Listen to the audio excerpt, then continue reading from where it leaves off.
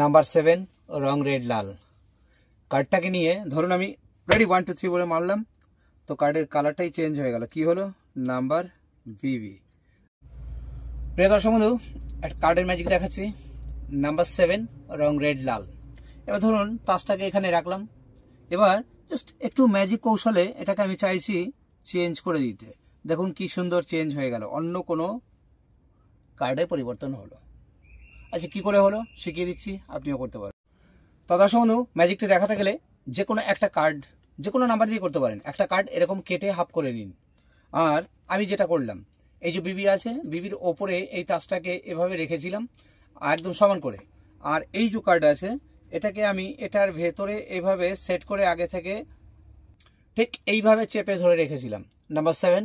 এবার আমি যখন এইভাবে ঠোকা মারছি, আসল ব্যাপারটা আমি স্লোভাবে দেখাই। এটা যখনই মারা হয় আসলে লুজ দিলে ওই কার্ডটা ভেতরে চলে যায়, আর ওপরে সামনে যে কার্ড আছে সেইটা ওপেন হয়ে আসে।